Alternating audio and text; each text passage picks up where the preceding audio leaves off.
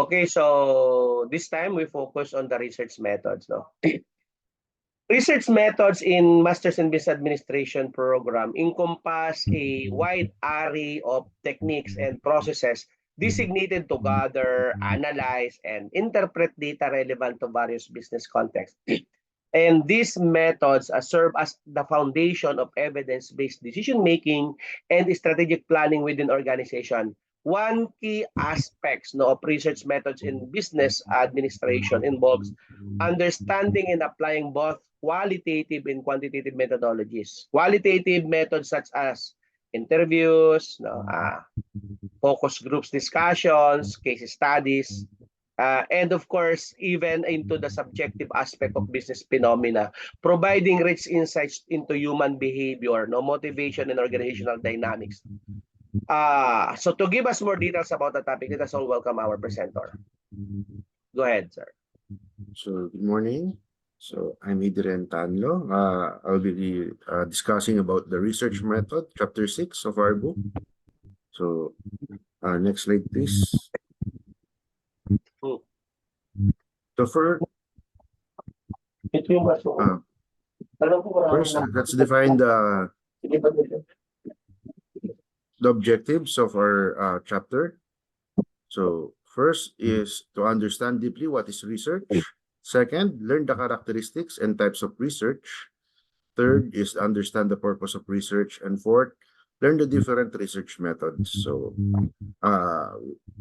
moving forward, we will be answering these questions, or we will be exploring more of these statements on the next slide. So, please, next slide, please. First, let's define research. According to our book, research is a careful consideration of study regarding a particular concern or problem using the scientific method. So, this is scientific method. So, most probably, we are all familiar with the scientific methods. This includes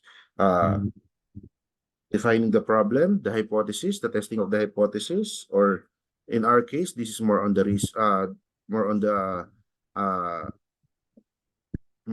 surveys or interviews, or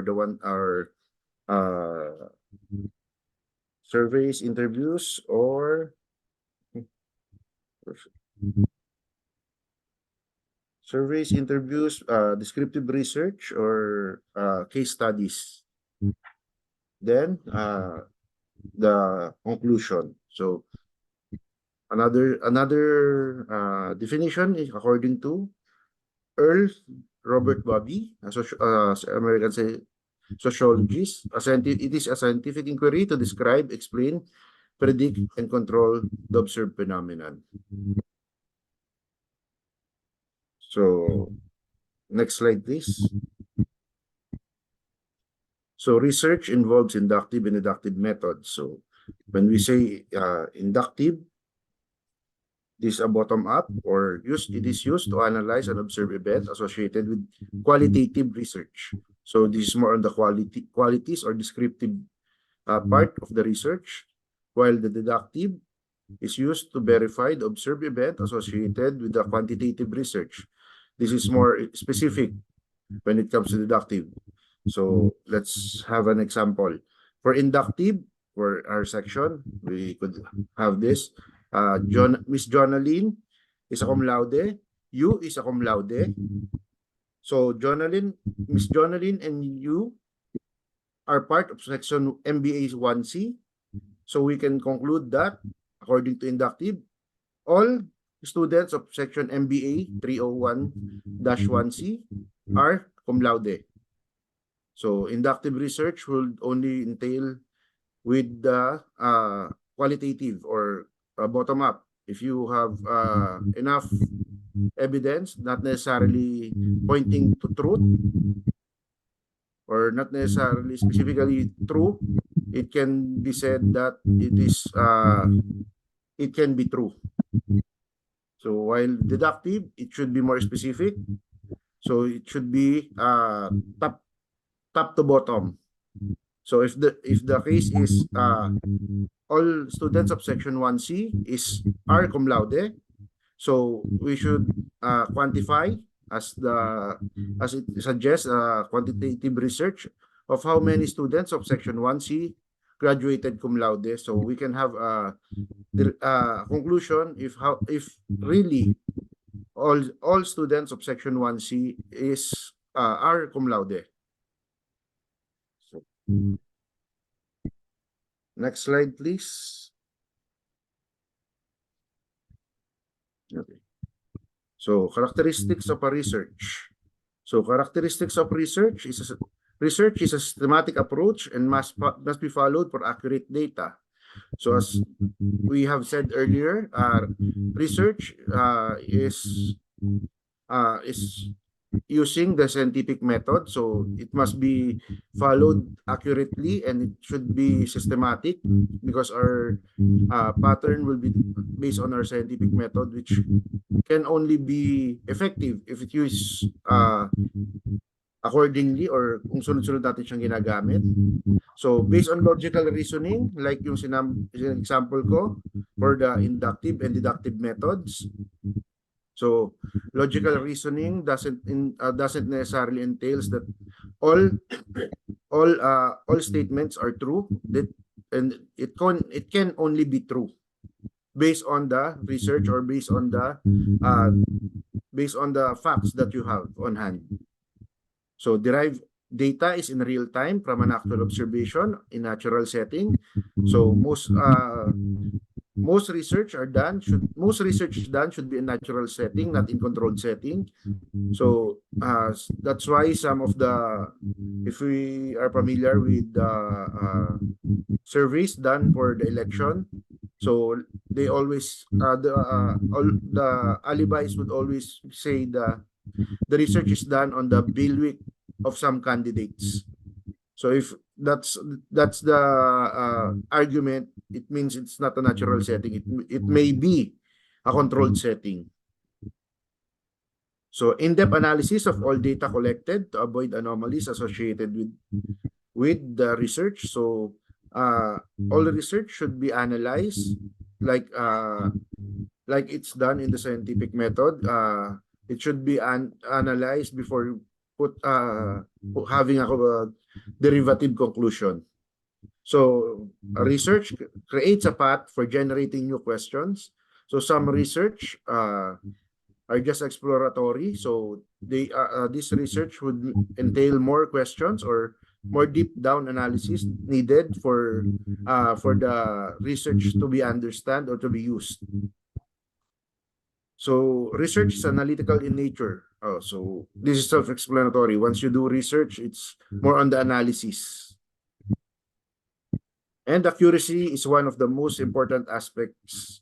So research is done to see the accuracy. Later on the next slides, we will see and we will appreciate why it is needed to be accurate. So next slide, please. We'll be going to the types of research. First type is the basic research. So basic research is as defined in our book. Basic research is the definition is data collected to enhance knowledge. So the main motivation is knowledge expansion. It is a non-commercial research that doesn't facilitate in creating or inventing anything. So what I can say with the basic research, this is curiosity driven. So when you found something, you see something, so you're curious about something, you just pop in the web, check for some facts, check for some references. So this is for example is investigation on how the universe had begun. So you don't need much of this can fall on the basic research. Just check on the web what are the theories on how the world began. So another is studying for study searching for the cause of cancer. So these are examples of those basic research. So what may cause cancer? This is just a basic research because this is just exploratory. So I have some other examples. So, a study to learn about which areas would get the most precipitation or would get most of the rain for during some period. So these are all general knowledge. So basic research falls on more on the general knowledge or yung sa atin yung kumbaga good to know knowledge. So what are the benefits of basic research? Basic research with the basic research we gain an understanding of living systems and environment, gather information that can help society for the future, expand the knowledge that can lead to medical advances, provide foundation for an applied research, which is our second topic. So for applied research, according to our book, it focuses on analyzing and solving real-life problems. This type refers to the study that helps solve practical problems using scientific methods. So previous studies plays an important role in solving the issues that impact the overall well-being of humans. So applied research, ito naman, kung kanina is curiosity-driven, this is solution-driven naman. So there's a problem and we need a specific solution to the problem. So example na binigay from our book is finding a specific cure for a disease. So kumbaga, paano ba siya iti-treat?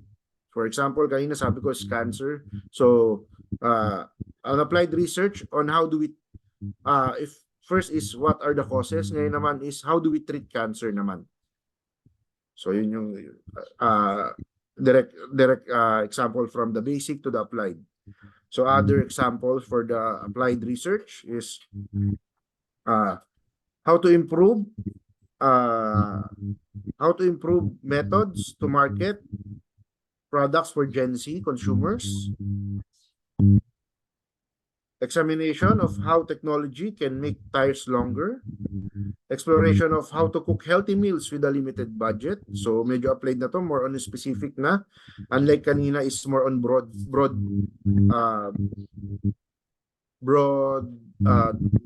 knowledge. This is specific na. For example, is the products are intended for the Gen Z. Technology to make specific tires to last longer. So these are more on the applied research is on more on specific problems. So what are the benefits of an applied research? Some of the benefits is designing new products or services, creating new objectives, providing unbiased data through testing of verifiable evidences. So those are the first two of our research types of research, which is the basic and the applied research. Moving on toward for the next two, which is the problem-oriented or problem-solving research, or as I can say, this is part of a business research. So mostly these are part ng or ito yung ginagamit natin on our business, on our work, jobs, especially kung mga nasa businesses tayo on retail. Medyo mas familiar to, kumbaga mas malapit sa bituka natin to. So on our book, problem-oriented research, this research is conducted to understand the exact nature of the problem to find relevant solution. So, ang sabi rito, the term problem refers to multiple choices, issues when analyzing a solution. So, problem-oriented research, so ano ba yung problema? Kumbaga, sample natin dito is, for example, is low sales of Cherry brand before. So, ano ba yung pagdating natin sa problem-oriented research is alamin natin bakit ba siya mababa yung benta. So what are the factors natin ng Cherry brand? So maraming reasons. So one of is quality, two is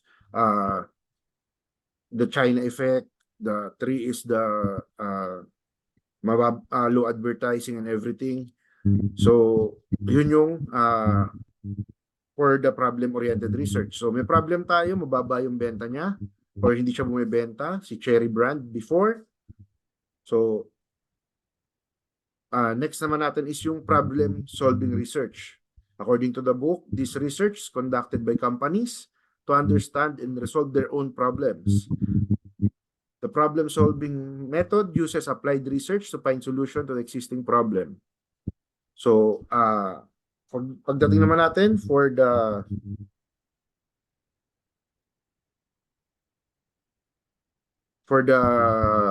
problem-solving methods, direct na to yung problems. So, sorry, for problem-oriented methods, this is low sales lang of a company. So, problem-solving research is low sales of a specific company or specific product of the company. So, balikan ko lang, for problem-oriented research, this entails na yung fishbone analysis or root cause analysis natin for problem-oriented research. So, alamin natin kung ano ba yung mga reasons kung bakit mababa yung benta. Then, for problem-solving, alamin na natin specifically kung ano yung based on our fishbone analysis, ano ba yung solutions doon sa nakita natin. For example, for Cherry, ano ba yung naging main concern natin is or naging main concern before for the Cherry Brand is yung quality. So as of now, they address that quality issue, yung China stigmatism with a better quality. As of now, mas medyo nag-pick up yung kanilang benta comparing before, which is they are up around 30% versus their previous years ng benta. So problem-solving research is more on the answering of the problem-oriented research. So next is our qualitative research. For qualitative research, it is a process that is about an inquiry. So it helps create in-depth understanding of problems or issues in their natural settings. So like nung nabanggit ko na kanina, research should be in their natural settings. So most of the time, qualitative research answers the question why, what, when, or where. So sample natin dito is dahil qualitative siya, so dahil nga kaba-Valentine's lang, so bakit maraming nagbe-break bago mag-Valentine? Sample. So that's qualitative. So bakit nga ba marami? O marami or meron nga ba? For the quantitative naman is research is a structured way of collecting data and analyzing it to draw conclusions. So, sabi sa book, unlike qualitative methods, this method uses a computational and statistical process to collect and analyze data. Quantitative data is all about numbers. So, pagdating natin sa quantitative, kung sinabi natin sa qualitative na marami nagbe-break, we should break it down ngayon na ilan nga ba yung nagbe-break bago mag-Valentine's para makatipid. So, that's more on the quantitative. So, kanina, qualitative, marami nagbe-break. So, dahil nakikita nyo, for the year, for the previous mga sinasabi sa mga post na marami nagbe-break, based on Facebook, marami nagbe-break prior to Valentine. So, ngayon, isa-summarize natin to on how many ba, ilan ba, at totoo ba yung qualitative research na yon to validate the qualitative research. So, next please. So, what is the purpose of research? The first is the exploratory purpose. So, research approach use is unstructured. So, research conducted through asking research questions. When it is conducted, early stages of decision making. So, exploratory, katulad nga ng sabi ko kanina, this is like a basic research. So, pero the top line lang, kumbaga you're just curious about something. So, you explore about ano ba yung ano ba yung ina-explore. So, descriptive, second is the purpose of descriptive. This is structured, so more on the applied part of the research, applied research method. So these are also conducted through asking research questions, and this is conducted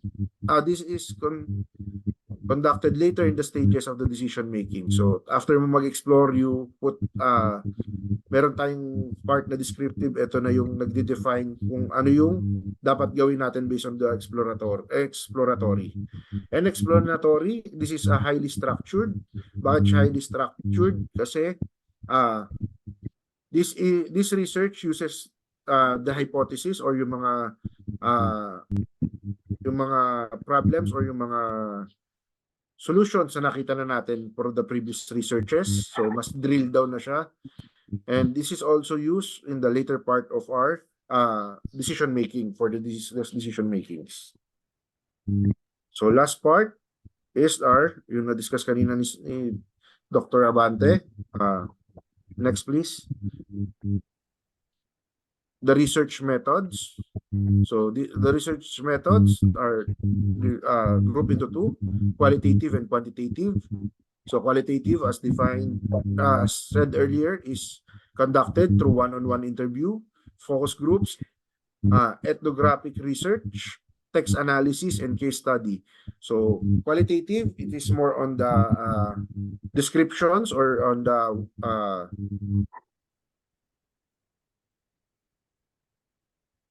the answering of why and what.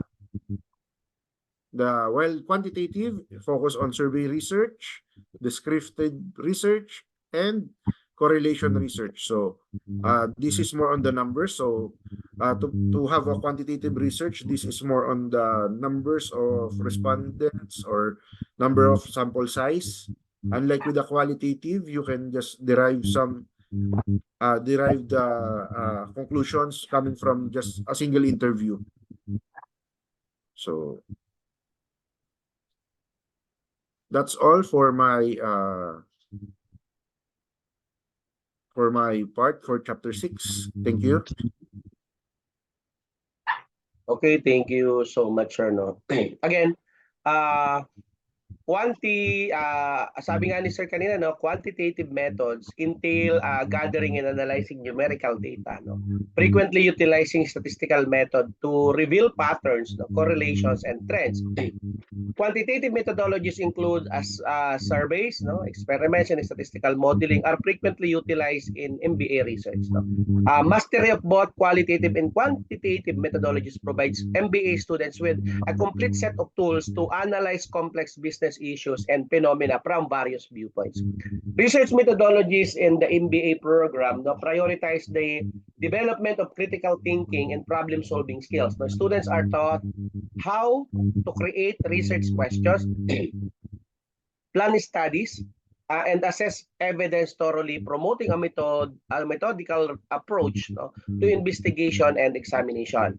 MBA graduates can effectively navigate complicated business environments and develop answers for real-world difficulties by using, no, logical reasoning and analytical frameworks. So research methodologies in an MBA school prioritize the fusion of theory and practice. No, students analyze established theories, no, and models in the business and management, assessing their suitability, no, and significance, no, for current business challenges. So conducting empirical research, they enhance knowledge in the sector by connecting academic literature with practical insights. Research methodology, no, research methodologies in the MBA program focus on ethical considerations and appropriate research behavior. No, you as a students are educated on ethical principles, research integrity, and the significance of respecting the rights and dignity of research subjects. So adhering to ethical norm is crucial for preserving credibility and trust in research efforts and guaranteeing that business decisions are made ethically and responsibly. So research approaches in the MBA program promote multidisciplinary thinking and teamwork.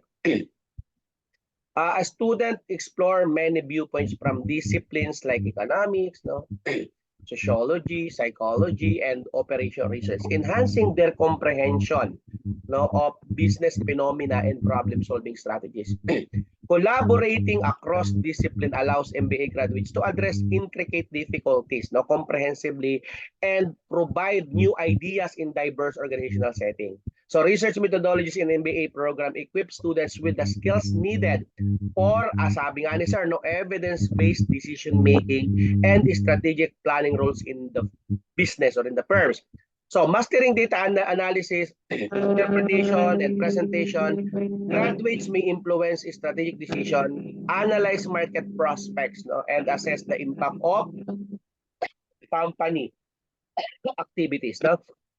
Utilize evidence to make decision, improve organizational performance and resilience in fast-paced and competitive marketplaces. So research methods in MBA program are crucial for enhancing student analytical skills, problem-solving ability, ethical awareness, and strategic thinking. MBA graduates are empowered to drive innovation, lead change, and create value in the dynamic global business environment by developing strong research skills and deep understanding of business concept through research methodologies. So I think that's it for the research method.